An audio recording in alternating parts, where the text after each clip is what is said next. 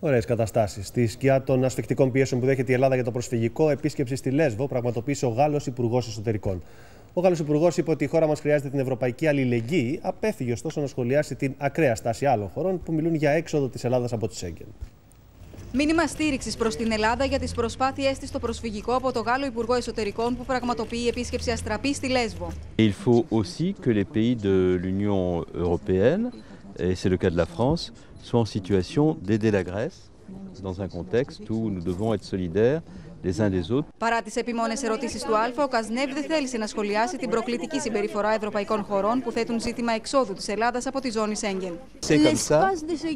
Non mais, madame, je fais une conférence de presse dans 10 minutes. Donc laissez-moi le temps de me rendre à ce point de conférence. Et vous pouvez me poser toutes les questions. C'est vrai qu'il y a certains veulent que la Grèce sorte de Schengen. Oui, il y a beaucoup de gens qui parlent de sujets qu'ils ne maîtrisent pas, donc il faudrait qu'ils fassent attention.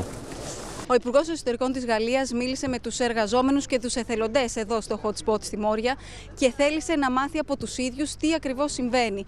Ο Γάλλος αξιωματούχος συνομίλησε με μέλη της Frontex που εργάζονται στο κέντρο καταγραφής. Να μπει τέλος στο παιχνίδι ευθυνών εναντίον της Ελλάδας, ζητεί ο Γιάννης Μουζάλας, εξαπολύοντας πειρά κατά της Τουρκίας. Η Τουρκία έχει εκφράσει την θέληση και την πολιτική βούληση να περιορίσει τις ροές. Εμείς αυτό το δεχόμαστε, ωστόσο αντικειμενικά δεν έχει γίνει.